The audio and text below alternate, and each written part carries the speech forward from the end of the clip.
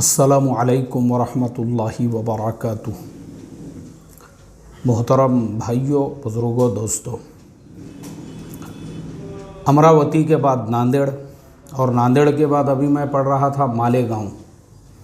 ये मेरे सामने एक मराठी न्यूज़पेपर ओपन है, इसमें लिखा हुआ है मालेगांव वायलेंस। मालेगांव हिंसाचार प्रकरणी नगर सेवकाला अटक, व्हिडिओ केले होते व्हायरल।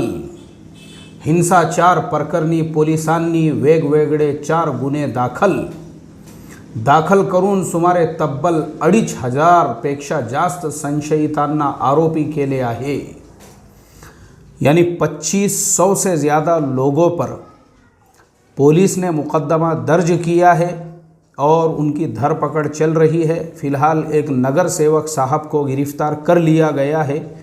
उनके अलावा भी बहुत सारे लोगों की गिरफ्तारियां अमल में आई है। ये मालेगांव शहर की खबर है। मोहतरम दोस्तों, इस ज़माने के मुसलमानों का सबसे बड़ा मसला और प्रॉब्लम यही है, जो मुसलमानों को प्यार की बात बताए, एजुकेशन की बात बताए, अमन की बात बताए और जो मुसलमानों को सोच समझ के और हिकमत अमली से काम करने का तरीक़ा बताए, वो मुसलमानों का सबसे बड़ा दुश्मन।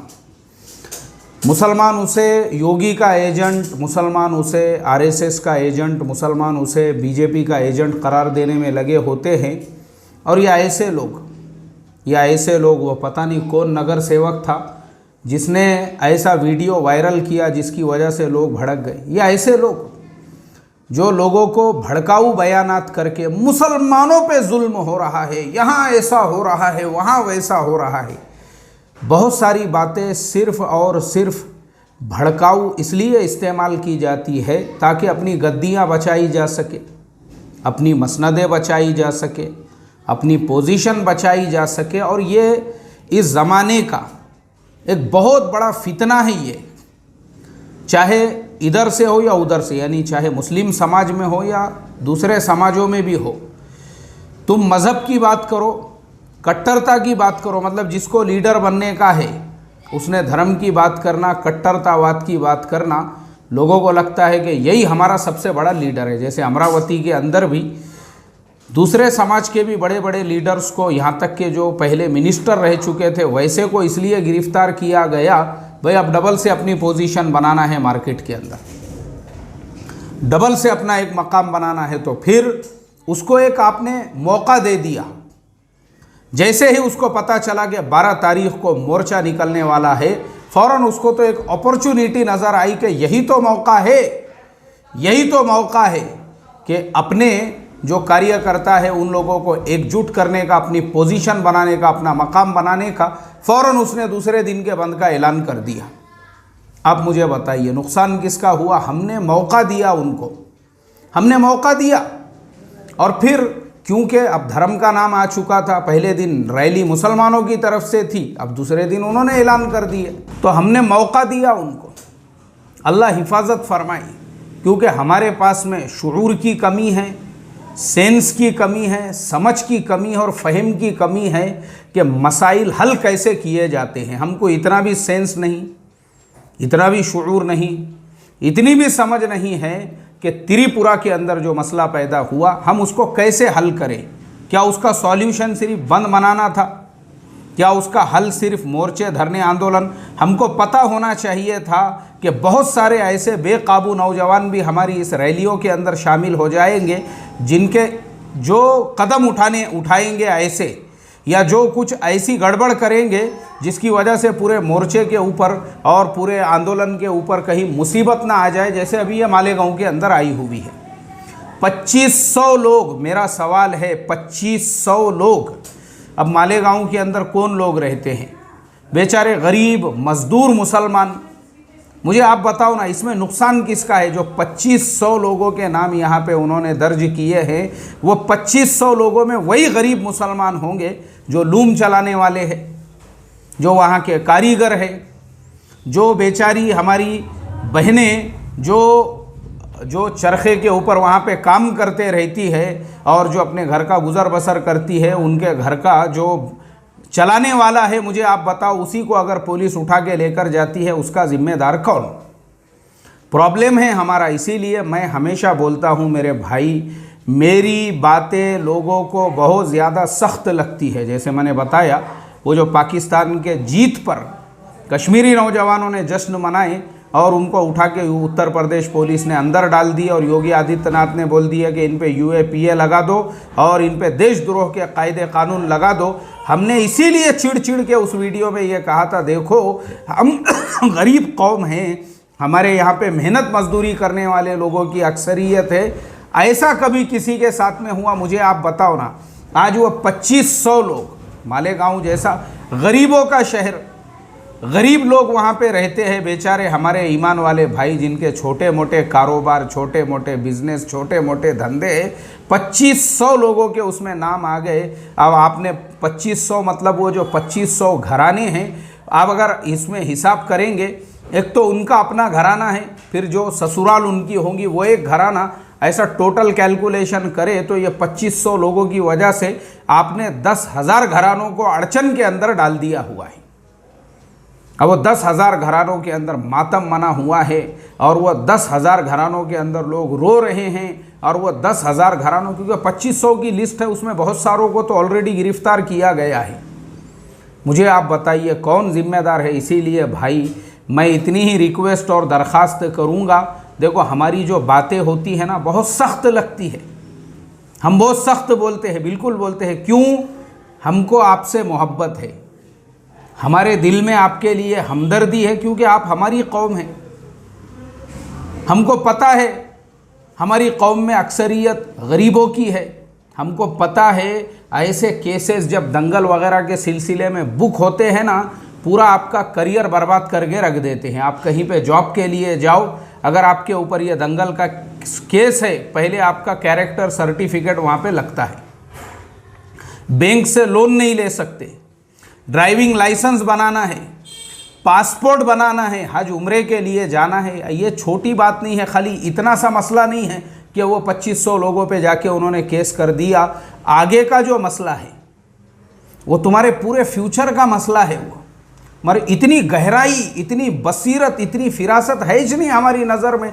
हमको तो क्या नज़र आता है, जैसे वो लोगों ने मेरा क्लिप काट के उसको फेसबुक पे उसको इतना वायरल किए, उसको ऐसा लग रहा था जैसा कि बस उस पर सवाब मिलने वाला है, और उस पर भी कुछ नेकियों का वादा है। क्या मालूम, जिसने एक ग्रुप में सेंड कर दिया उसको 20 लाख नेकियाँ, और जिसने 25 ग्रुप में सेंड कर दिया उसके ऊपर बस, उसके लिए तो फिर 8 दरवाजे खुले रहेंगे, जिधर से चाह चला जा। ऐसा लोग तबर्रुक समझ के उसको शेयर कर रहे थे। उनके अंदर वो फिरासत और बसीरत ही नहीं कि एक इंसान ने इतना चिड़ के जो उसके अंदर बोला है वो तुम्हारे लिए बोला है मेरे भाई, क्योंकि हमको मालूम है, हम गए हुए हैं या ऐसे मसलों के अंदर।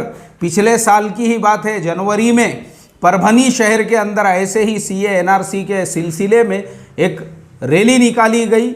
उसके अंदर कुछ नौजवानों ने, रैली के आखिर में रैली ख़त्म हो गई, उसके बाद पता चल रहा है कि कुछ नौजवानों ने पुलिस की गाड़ियों पे पथराव किया। उसके सिलसिले में जो रैली के ऑर्गेनाइजर्स थे सबको उठा के ले गए पुलिस वालों ने। 12 से 1300 लोगों के ऊपर केस दर्ज किया गया। कितने लोगों पर? 12 से 1300 लोगों पर, और तकरीबन 60 से 70 को गिरफ्तार करके अंदर डाल दिया गया था। उनकी जिस दिन बेल की तारीख थी, मैं खुद कोर्ट के अंदर पहुंचा हुआ था, मैं खुद गया हुआ था वहाँ पे, मैं खुद वो तारीख पे मौजूद था, क्योंकि हमारे भी बहुत सारे जान पहचान और ताल्लुकात वाले थे। हमको लगा भाई उनकी अगर बेल हो जाती है तो चलो कम से कम उनसे मुलाकात होंगी। मगर इतना मुझे अफसोस हुआ कि जज साहब ने जो है 1 महीना तो उनको ऑलरेडी अंदर हो चुका था, बेल रिजेक्ट कर दिए और तारीख दे दी अगले महीने की। तो मैंने देखा एक बुज़ुर्ग हमारे साथ में थे, दहाड़े मार के रोने लगे। तहकीक करने पे पता चला उनके 2 ही बेटे हैं, और वो दोनों बेटों को उठा के अंदर डाल दिया गया। कौन जिम्मेदार है भाई इसके लिए? हमको इसलिए दर्द है भाई अपनी कौम का, क्योंकि हम गए हुए हैं ये कोर्ट, ये कचहरियों में, ये तारीख़ों के लिए, ये बेल के लिए हम खड़े हुए हैं दिन भर।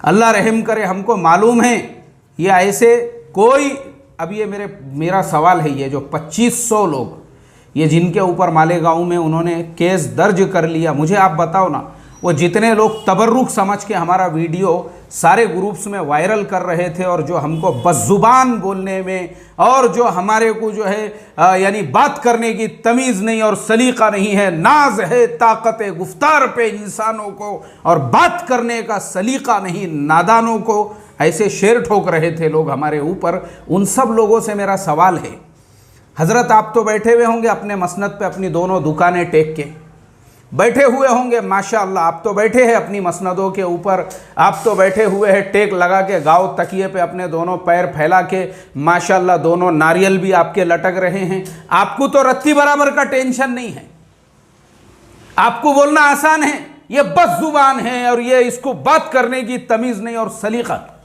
और हदीसें पूरा के पूरा हदीसों की झड़ी लगा दी है उसके अंदर। अरे भाई मेरे, एक इंसान ने इतने दर्द के साथ में बोला, कम से कम भेजे में गोबर नहीं भरा हुआ है, अल्लाह ने अक्ल दी है, कम से कम समझना चाहिए। जिसने बोला है वो इसीलिए क्योंकि वो खड़ा हुआ है तारीखों पे जाके हमारी कौम के नौजवानों के लिए, इसलिए हमको दर्द है कौम का। अब जाइए आप, अब देखता हूं मैं, आप अपनी जो दोनों दुकानें टेक के आप बैठे हुए हैं ना, अपने दोनों नारियलों को झूला देते हुए अपनी मसनदों पर, ऐसे कितने लोग ये 2500 लोगों की बेल के लिए कोर्टों में जाके हाजिर होते हैं, अभी देखता हूं मैं।